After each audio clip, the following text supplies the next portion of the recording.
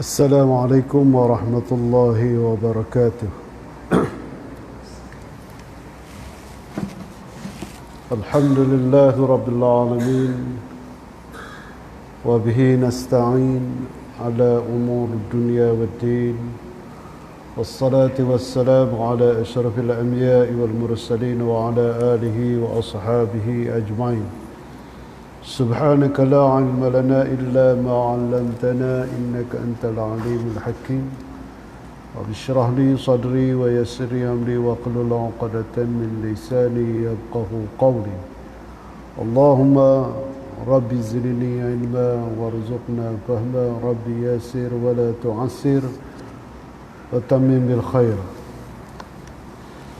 Saya muliakan Al-Fadhil Tuan-Tuan Imam, Tuan-Tuan Bilal, Tuan-Tuan Siak, pengerusi serta ahli jawatan kuasa Masjid Bandar Universiti, tuan-tuan guru, ustaz-ustaz, cikgu-cikgu, pegawai-pegawai kerajaan, perkhidmatan swasta, seterusnya tuan-tuan dan puan-puan, muslimin muslimat yang dirahmati Allah sekalian. Alhamdulillah, bersyukur kepada Allah Subhanahu wa taala kerana kita masih diberi kesempatan oleh Allah Subhanahu wa taala, diberi peluang bagi kita untuk sama-sama kita menunaikan salat maghrib secara berjemaah di tempat yang mulia di muka bumi ini, iaitu masjid. Dan insyaAllah kita hadir dengan tujuan dan matlamat untuk mencari redha-Nya, mencari redha Allah Subhanahu wa taala. Dan alhamdulillah, pada malam ini juga saya telah diberi kesempatan oleh Allah, oleh tuan-tuan dengan izin Allah untuk sama-sama hadir ke masjid ini untuk mengisi ruang kuliah maghrib yang pastinya hampir setiap malam dia ada kuliah di masjid ini, berbanding kalau kami di kampung-kampung mungkin dalam seminggu itu adalah 2 kali, maka kalau dalam sebulan lebih kurang 8 kali, ataupun paling banyak pun mungkin 10 kali. Tapi tuan-tuan, alhamdulillah yang berada di kawasan bandar, ataupun ialah kita kata bandar, di taman-taman, maka program pengajian ini amat banyak. Selain daripada kuliah maghrib, ada kuliah subuh. Tapi sekarang ni zaman PKP ni, zaman COVID ni dikurangkan sedikit. Kalau tidak, ada kuliah mungkin lepas zuhur pun ada, kuliah duha pun ada, kuliah asar pun ada, utama bagi muslimat.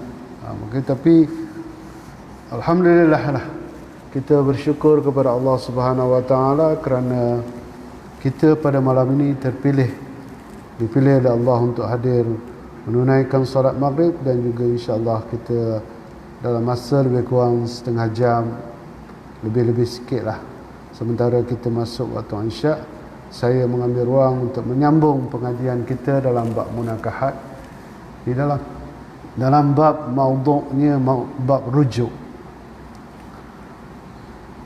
Bulan yang lepas saya dah sentuh sikit tentang rukun rujuk. Mana sekadar ulangan, pertama, yang sebarang rujuk tidak akan sah kecuali dengan 3 rukun berikut. Pertama, al-murtaji', yang merujuk iaitu suami atau mereka yang mengambil tempat suami sebagai wakil untuk merujuk isterinya. Mana sama ada mungkin isteri suami tak dapat nak merujuk dalam kaedah dululah. Kalau sekarang ni boleh banyak cara kan, hatta sampai boleh kalau orang menikah pun, walaupun tidak diamalkan terutama di Perak ni secara online, tapi kalau kata kalau bercakap melalui telefon ni biasa. Tapi kalau bab nikah masih lagi lah. bab nikah ni masih lagi kita gunakan satu majlis yang kelima-lima ataupun kelima-lima rukun itu berada ketika pernikahan. Mana ada lelakinya, ada perempuan, ada wali dan 2 orang saksi. Dan mungkin dalam suasana yang lain juga, walaupun dalam COVID-19 ni walaupun tak ramai, tapi dibenarkan juga 2 daripada pihak lelaki dan 2 daripada pihak perempuan sebagai pemerhati dalam menjalankan majlis pernikahan tersebut. Dan kadang-kadang ada juga boleh juga sambah lagi seorang 2 menjadi 12 orang misalnya kan. Okey. Demikian juga wali dikala mereka yang telah menceraikan isteri itu gila. Ini kalau berlaku lah kan. Maka harus walinya merujuk bagi pihaknya jika ia memerlukan kepada perkahwinan. Wali yang boleh diberitahu demikian ialah yang mempunyai kuasa mengawinkannya dan rujuk itu ada kesemaslahatannya.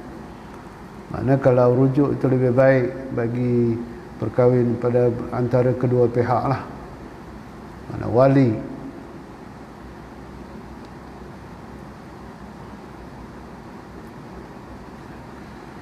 Kedua, dalam rukun rujuk ialah al-muhallul, iaitu tempat yang dirujuk, iaitu isteri.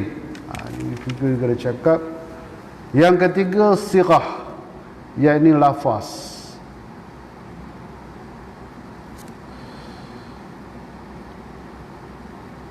Seterusnya kita pergi ke tajuk pada malam ini ialah syarat-syarat sah rujuk.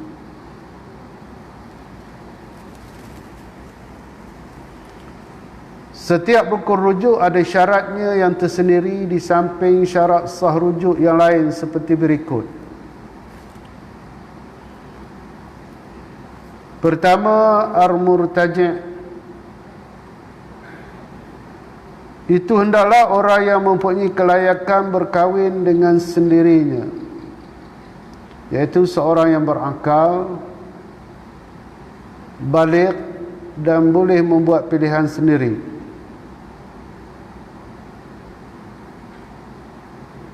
Mana orang yang merujukkan itu dia mempunyai kelayakan perkahwinan itu sendiri kerana dia berakal, dia orang kata sempurna akalnya, dia baligh bukan kanak-kanak dan juga boleh membuat pilihan sendiri. Oleh itu tidak sah rujuk seorang yang gila, kanak-kanak yang dipaksa merujuk isterinya dan orang-orang yang murtad. Ini tak ada masalah lah kan. Pertama, rujuk ni yang merujuk itu ialah biasanya merujuk ialah lelaki lah. Tak ada pula rujuk perempuan kan. Yang kedua, isteri yang dicerai itu boleh menjadi halal bagi suami yang merujuk. Mana kita nak rujuk isteri itu, pastikan dia boleh menjadi halal bagi kita ketika kita merujuk, kerana tidak sah merujuk isteri yang murtad pada ketika riddahnya. Kalau berlaku lah. Mana semasa bercerai Islam, tapi dalam masa dalam tempoh Islam mungkin dia kecewa dan sebagainya, dia telah murtad, kembali kepada agama asalnya lah. Biasanya ni mungkin mana, ataupun bagi orang-orang yang Islam yang bukan melalui mu'alaf atau masuk pun kadang-kadang boleh berlaku. Biar dia melakukan perkara-perkara yang merosakkan akidahnya, seperti mungkin dia kalau perbuatan segi penyembahan berhala, pergi macam buat perlakuan macam orang Buddha, orang Thai, orang India, orang Hindu, melakukan perbuatan upacara ibadat seperti orang Kristian, ataupun mungkin di segi lafaz yang mengatakan, yang menunjuk, dia mengatakan Allah itu tidak berkuasa, yang mana yang berlawanan daripada perkara-perkara yang sifat-sifat yang wajib bagi Allah. Mana Allah berkuasa, dia kata tak kuasa, Allah itu buta, macam-macam lah perkataan-perkataan yang boleh menyebabkan gugurnya iman, daripada perkataan-perkataan sama ada menghina Allah daripada zat, sifat dan sebagainya.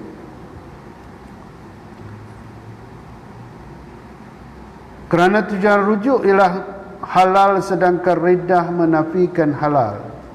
Dia kata tujuan rujuk adalah untuk menghalalkan perkahwinan, sedangkan kalau kerana riddah itu maka haram berkahwin. Ada syarat perkahwinan mesti dia Islam, kan? Antaranya ialah Islam. Ataupun kalau yang bukan Islam, dia bagi perempuan kitabiah, yang ahli kitab. Demikian juga kalau suami jadi murtad atau kedua-duanya murtad, maka tidak sah rujuk. Ataupun sama ada yang nak rujuk tapi suaminya telah murtad, ataupun berlaku kedua-duanya murtad, maka juga tidak, dengan sendirilah. Pastilah kalau satu pun tak sah, salah seorang daripadanya murtad pun tak sah, apatah lagi kalau berlaku kedua-duanya telah murtad.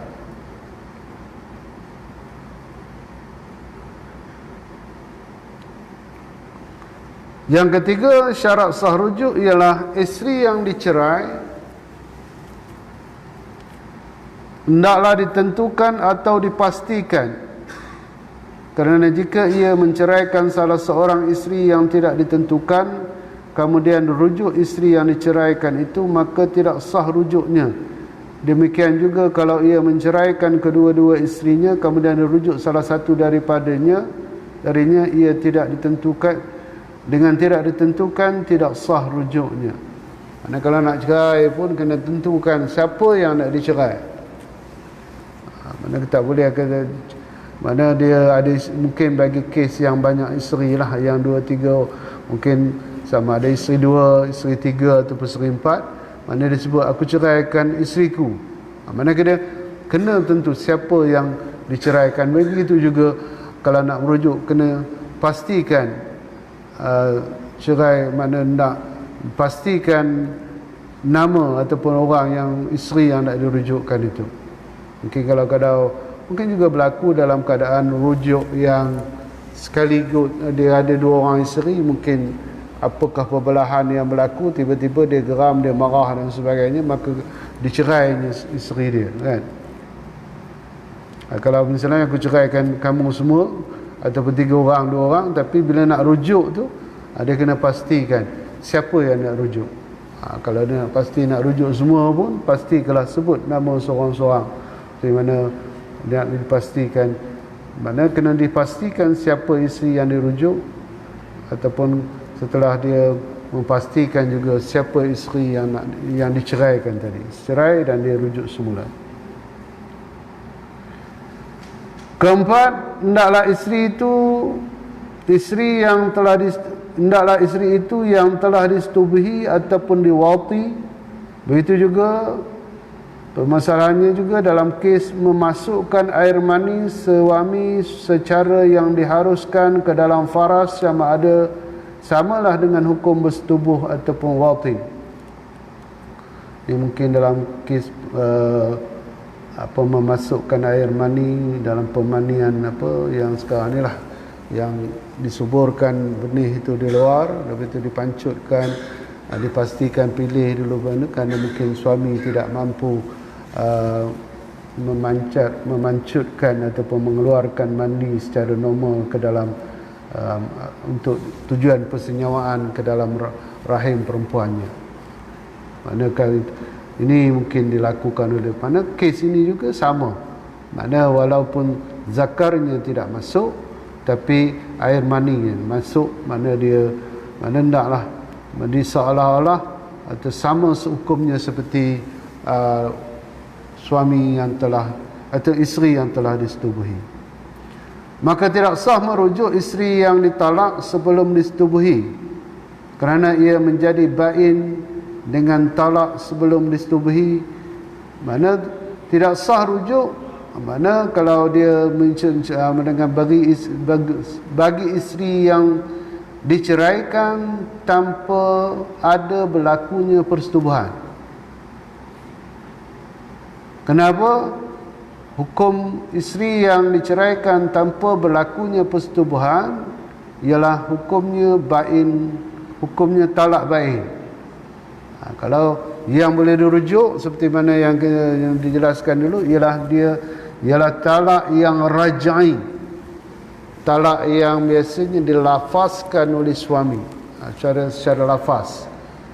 Maknanya kalau bagi suami mengatakan kepada isterinya, aku ceraikan kamu dengan talak satu, ataupun aku ceraikan kamu dengan talak satu kali kedua, ataupun aku ceraikan kamu dengan talak dua. Mana itu ialah baik talak rajai. Kalau masuk lafaz juga, tapi menggunakan aku lafaz, aku ceraikan kamu dengan talak satu kali ketiga, ataupun aku ceraikan kamu dengan talak tiga, maka dia tidak berlaku hukum talak raj'i. Tapi mengikut imam kita ialah Syafi'i, khususnya pendapat jumhur, ialah dia jatuh talak tiga walaupun dilafazkan satu kali. Okey, mana tidak sah, mana isteri, kerana isteri yang dirujuk, yang tidak disetubuhi tadi menjadi bain dengan talaknya sebelum disetubuhi, kerana ia tidak, dan kerana ia tidak wajib beriddah. Mana isteri yang anda kata berlaku penceraian tanpa berlakunya persetubuhan, isteri itu tidak wajib beriddah. Maknanya dia boleh, selepas dia bercerai dan dengan suami itu, dia boleh nikah dengan orang lain. Dia tak ada iddah, tak ada kiraan iddah bagi dia. Mungkin dalam istilah undang-undang, dalam istilah biasanya kita pakai dalam peraturan undang-undang keluarga, dia panggil perceraian janda berhias. Janda tapi masih lagi berhias, ada lagi darahnya. Okey, Allah berfirman, ya ayyuhallazina amanu idza nakahtumul mu'minati summa talaqtumuhunna min qabli an tamassuhunna fama lakum alaihim min iddatin ta'tadunaha. Artinya, wahai orang-orang yang beriman, apabila kamu menikahi perempuan-perempuan yang beriman, kemudian kamu ceraikan mereka sebelum kamu mencampurinya, yakni mensetubuhinya, maka tidaklah wajib atas mereka iddah bagimu yang kamu minta menyempurnakannya. Mana ini ialah dalil dalam surah Al-Ahzab ayat 49, dalil perempuan yang dicerai tanpa berlakunya persetubuhan ataupun tidak berlakunya persetubuhan dengan suami tersebut, maka perempuan itu tidak perlu beriddah. Kelima,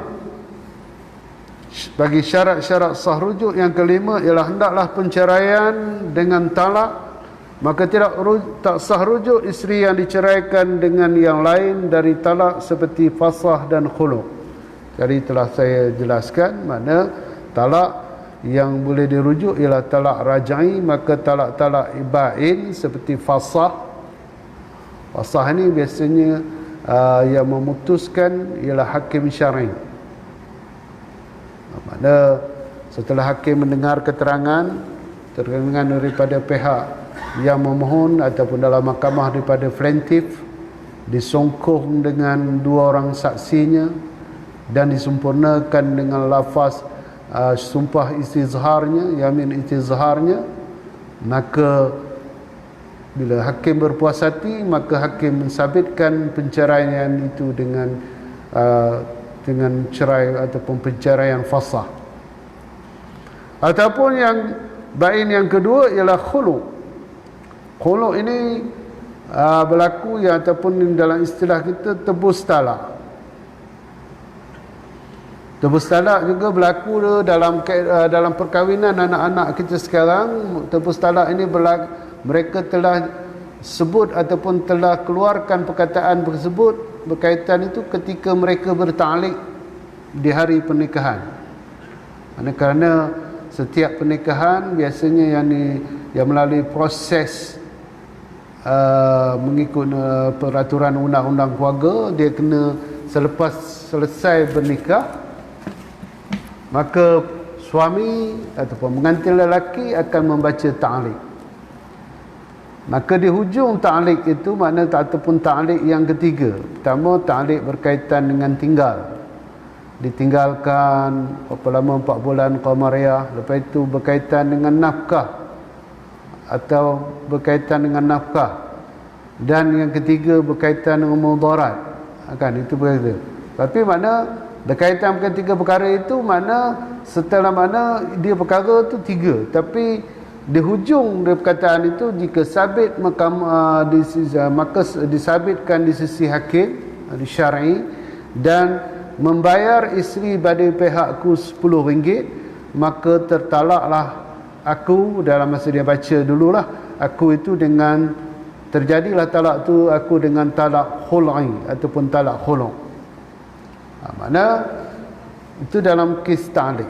Mana kalau berbeza dengan zaman saya berkahwin dulu, ta'liq kami ada juga ta'liq. Tapi ta'liq kami tidak ada mana kalau boleh rujuk walaupun telah mahkamah sabitkan, tapi rujuk itu dia bersyarat. Kita letakkan pula syarat kepada isteri kita dulu masa kita kahwin, kalau aku rujuk kamu tanpa redamu, kan, rujuk dengan tanpa reda dia dan mengadu dia kepada hakim ataupun hakim qadi ketika itu. Dalam ta'liq itu qadi ataupun sekarang ni dipanggil hakim syar'i. Maka sabit pengaduan tersebut yang dia tak nak rujuk tapi kita rujuk dengan paksa ataupun kita rujuk itu tanpa mohon kebenaran dia tak reda dengan rujuk tersebut, maka jatuh lagi satu talak. Mana itu rujuk kami zaman-zaman yang orang-orang veteran macam saya ni lah. Tapi anak-anak kita sekarang dia dah ubah. Dia ubah ta'liq tu kepada kepada natijah kepada perlakuan yang dia tak beri nafkah tadi, atau tinggalkan, tak beri nafkah ataupun melaku daral ataupun mudarat pada diri, pada badan dan pada pemikiran mental dan sebagainya, dia tak puas hati dia, maka pengaduan itu sabit di sisi hakim setelah dia bicarakan tadilah yang kata bicara keterangan dia. Kalau suami ada pula ada keterangan saksi dia, keterangan balas, keterangan defendant ataupun suami dia pula ada juga saksi dia yang menafikan apa yang didakwakan oleh isteri. Okey, dan juga ada soal balas daripada plaintiff yang tadi kepada suami dia dan saksi-saksi dia tadi. Maka di sana sama ada bila dah ada perjalanan perbicaraan itu, maka di sana dia akan ada dua perkara, sama ada sabit fasah tersebut ataupun tidak sabit. Kalau sabit, maka suami itu, mana kalau dia lepas itu dia bercerai, lepas itu nak rujuk, tak boleh lah. Itu kalau. Tapi biasanya dalam kes fasah di mahkamah ni, biasanya yang pengalaman saya bekerja dulu, banyak fasah yang berkaitan dengan tinggal tak beri nafkah ni, suami tak hadir. Walaupun saman kita hantar kepada dia sama ada dia terima ataupun dia tidak terima. Ada yang tak terima kerana telah berpindah tempat dan sebagainya, tak dapat dikesan. Ada yang terima tapi dia saja enggan datang mahkamah, maka ketika itu perbicaraan berlaku satu hala saja. Perbicaraan tanpa kehadiran pihak defendant. Tapi mahkamah boleh meneruskan perbicaraan tanpa kehadiran setelah, dia bukan terus je, setelah dengan syarat-syarat saman-saman telah disempurnakan. Kalau anda kata saman tidak dapat disempurnakan, kena buat saman gantian. Dalam gantian itu, antara saman gantian ni sama ada bentuk tampalan di premis terakhir, ataupun kalau dia ada di rumah tu ditampalkan pada rumah dia, ataupun berlaku dengan iklan ataupun iklan akhbar. Mana bila sudah sempurna tu, barulah bermula perbicaraan bagi pihak hakim dengarkan perbicaraan. Kalau tak sempurna lagi, maka mahkamah tak boleh buat, mana tak boleh dengar lah perbicaraan tersebut kerana samannya masih belum sempurna. Kalau anda kata mahkamah teruskan, kalau pihak defendant dapat tahu, dia boleh membuat rayuan kepada mahkamah yang lebih tinggi dan menyebabkan keputusan perbicaraan hakim itu akan tergantung. Kena perbicaraan semula. Kelima, hendaklah perceraian itu dengan talak, maka tidak sah rujuk isteri yang diceraikan yang lain daripada talak seperti fasakh dan khulu'. Okey, yang kelima tadi. Yang keenam, hendaklah talak itu tidak sampai kepada kadar had maksimum, iaitu talak 3 bagi orang yang merdeka dan talak 2 bagi hamba. Kita dalam zaman kita ni tak nampak 2 tu bagi hamba tu kan. Kita tak ada hamba pun, khususnya di Malaysia ni. Maka tidak sah dirujuk isteri yang ditalak 3 sekaligus atau 1 demi 1, bahkan tidak sah dikahwini melainkan setelah melalui proses tahlil. Mana tahlil ini ialah penghalalan. Mana maksudnya kalau isteri itu suami itu tak boleh kahwin dengan isteri itu, walaupun mana dia tak boleh rujuk dan tak boleh kahwin semula dengan isteri tersebut, kecuali apabila isteri yang diceraikan talak 3 tadi dia berkahwin, lepas itu dia bercerai pula, berlaku pula penceraian dengan suami kedua dan sempurna iddahnya, barulah suami itu boleh nikah semula dengan suami ataupun isteri yang telah ditalak 3 dulu. Tapi ini jarang-jarang berlaku lah. Kalau dulu istilah tu diguna orang dulu, dia panggil perkahwinan Cina buta. Sebab apa? Mungkinlah sejarahnya dulu yang menjadi tahlil ini ialah yang mereka gunakan orang yang tak cerdik lah, bingung-bingung, dan betul-betulan kawan tu buta pula, Cina tu dah panggil Cina buta. Tapi itu tak ada dalam sejarah, dalam kisah, dalam sejarahnya tak ada kisah yang orang kata yang boleh kita ambil pegang lah. Mengapa nama Cina buta tu? Ketujuh, hendaklah talak itu tanpa bayaran. Oleh itu tidak sah rujuk isteri yang diceraikan dengan bayaran. Ni dia ulang baliklah. Seperti tebus talak, kerana penceraian dengan khulu' itu memutuskan perkahwinan yang tidak boleh rujuk lagi. Kerana dia tak boleh rujuk, tapi dia tidak samalah, dia bukan bain kubra, tapi dia boleh kahwin semula, walaupun sama ada dalam iddah ataupun luar daripada iddah dia lah. Yang ke-8, hendaklah rujuk itu dilakukan sebelum berakhirnya iddah. Iddah dulu kita dah terang, dia jenis beberapa jenis iddah. Mana sama ada iddah itu dalam kiraan kerana khaid, bagi perempuan yang berkhaid, iddah dia ialah salah satu quru'. Makna salah satu quru', makna 3 kali suci. Perkiraan dia mudah aja, ketika dia bercerai suci, lepas itu dia dia berkhaid. Mana tadi suci yang pertama, dia khaid, masuk, lepas itu dia suci, itu ialah suci kedua, datang khaid, mungkin dalam seminggu ataupun lebih daripada itu, tengok dalam keadaan perempuan tersebut, dan dia lepas haid yang kedua, dia suci, sampailah suci. Habis dalam masa tempoh suci itu ada tempoh lagi, tapi masuk dia haid yang ketiga, maka habislah iddahnya. Makna diselang, mana suci itu diselangi dengan 2 haid. Suci, haid, suci, haid, suci. Makna bagi kira-kira mana-mana, dia bukan kiraan mengikut bulan, hari dan sebagainya, tapi mengikut sucinya. Kerana itu kadang-kadang ada yang masanya pendek, ada yang panjang, bergantung kepada jenis keadaan dia lah, keadaan perempuan itu sendiri.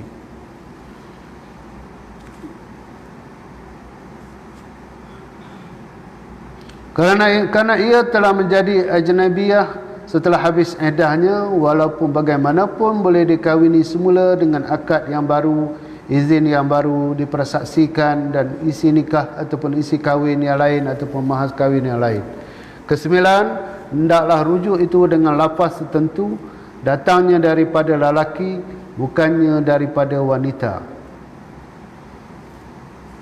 Sedikit untuk malam ini kita tengok apakah antara lafaz-lafaz rujuk yang biasa digunakan. Lafaz tersebut mestilah dapat mengungkapkan maksud rujuk. Dalam hal ini ada 2 kemungkinan. sama ada lafaz sarih ataupun lafaz kinayah. Dia macam cerai jugalah, ada sarih ada kinayah. Lafaz sarih ialah lafaz yang tidak mengandungi makna selain daripada maksud rujuk semata-mata. Makna dia makna rujuk lah, makna tak ada makna lain. Lafaz sarih tidak memerlukan kepada niat bagi sahnya rujuk. Lafaz sarih dalam bahasa Arab ialah seperti berikut: raja'tu zaujati ila nikahi aw la ilayya, ataupun raja'tu zaujati ila nikahi aw ilayya.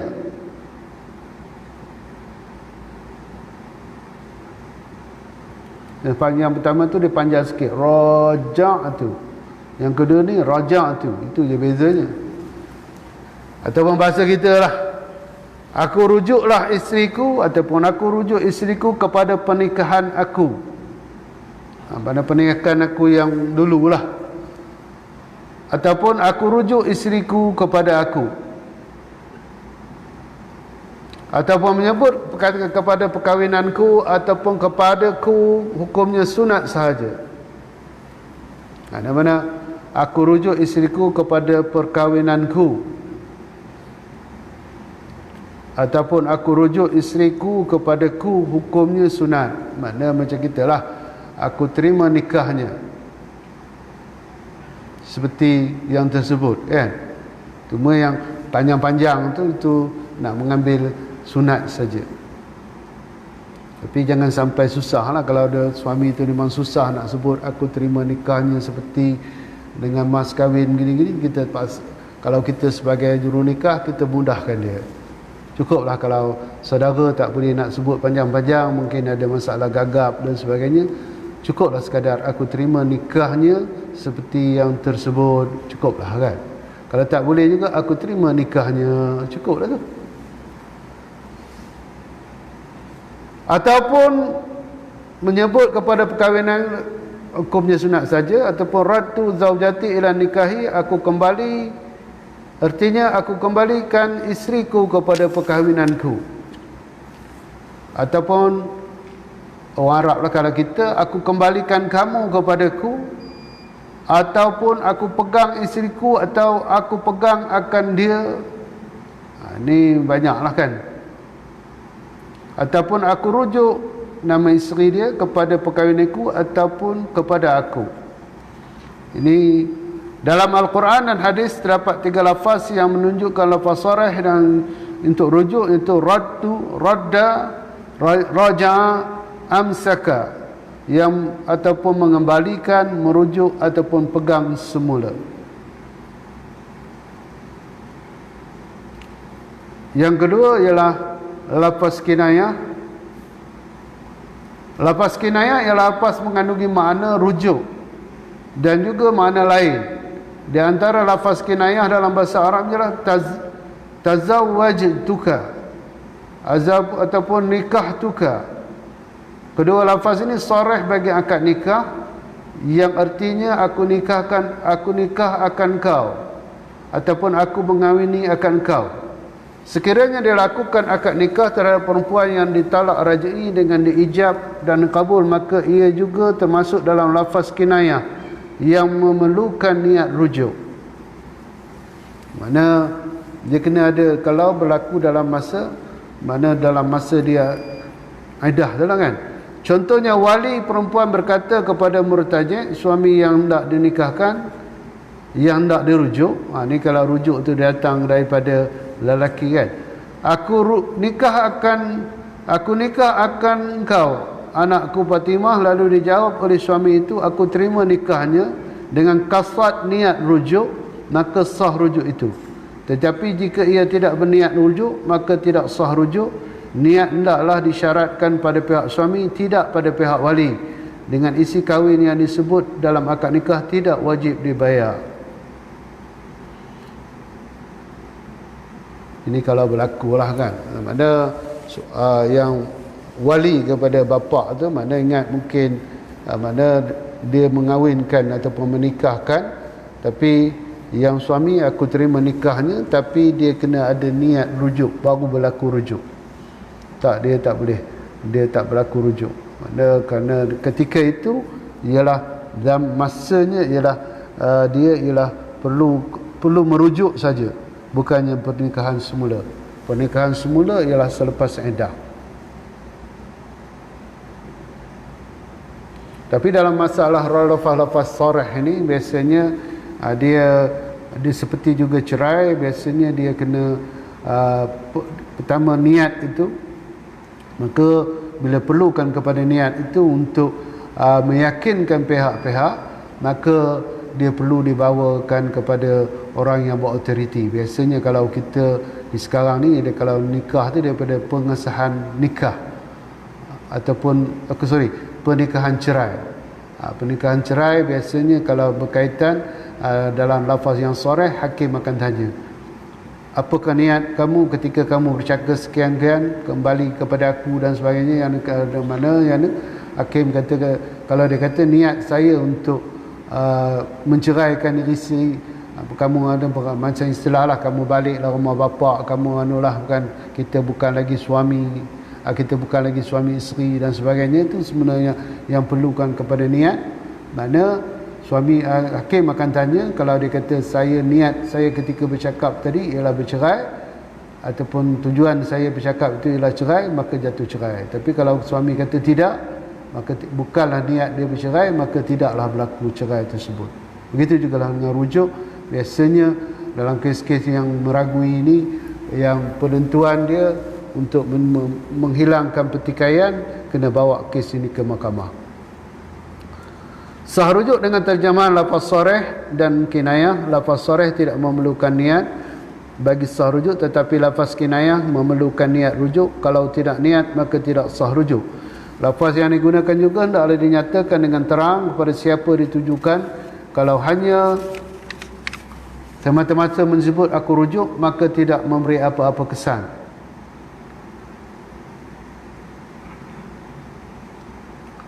Kedua, lafaz rujuk itu hendaklah munajasah, iaitu rujuk terus berlaku setelah lafaz diucapkan. Maka tidak sah rujuk dengan berta'liq. Umpamanya kata suami, aku rujuk akan kamu jika kamu mengandung. Hatta jika ia talak rujuk dia, jika ia ta'liq rujuk itu dengan kehendak isteri. Seperti kata suami, aku rujuk engkau sekiranya engkau mahu atau redha. Maka jawab isteri, ya, saya mahu atau redha. Tidak sah rujuk tersebut. Begitu juga tidak sah rujuk dengan membataskan waktu, seperti kata suami, aku rujuk kamu 1 bulan. Mana rujuk mesti kehendak suami. Mana kalau kadang dia tanya dulu, tak apalah. Biasanya kalau dalam kes rujuk ni, biasa suami tanyalah macam mana gini-gini kita rujuk. Ada kata suami setuju, mana barulah lepas itu dia pun menjalankan proses, aku rujuk kamu. Dan dalam proses sekarang, kerana kita ada mempunyai peraturan, kerana kita berkahwin dengan peraturan perkahwinan pun ada peraturan dia, perceraian pun ada peraturannya. Begitu juga setiap rujuk juga ada peraturannya supaya dia boleh didaftarkan. Kerana itu setiap rujuk mestilah berlaku. Mana kalau kita rujuk di rumah pun, supaya itu kena merujuk ke jumpa dengan pendaftar-pendaftar untuk supaya ia boleh didaftarkan. Kalau dia tak berdaftar, misalnya kalau dia duduk serumah, orang kata dia dah cerai tapi masih duduk serumah dan sebagainya, dia mungkin orang boleh syak dia bersekedudukan, kan? Duduk bersekedudukan lagi rumah walaupun selepas masa. Maka kalau dia kata saya dah rujuk dah, tapi mana dia kena buktikan rujuk itu ke mahkamah, barulah pernikahan rujuk itu akan diterima. Saya rasa cukup dulu setakat itu dulu. Kalau jam depan saya itu 8.35, rosak agaknya. Rosak ke? Ke betul? Betul tak? Okeylah. Kita berhenti di sini untuk kita sambung perbincangan kita berkaitan dengan bab muanakahat ini, insya-Allah dalam bulan hadapan, insya-Allah. Wabillahi taufik wal hidayah. Assalamualaikum warahmatullahi wabarakatuh. A'udzubillahi minasyaitonir rajim. Bismillahirrahmanirrahim. Allahumma rabbana hab lana min azwajina wa dhurriyyatina qurrata a'yun waj'alna lil muttaqina imama. Wa sallallahu ala sayyidina Muhammadin walhamdulillahi rabbil alamin. Taqabbalallahu minkum.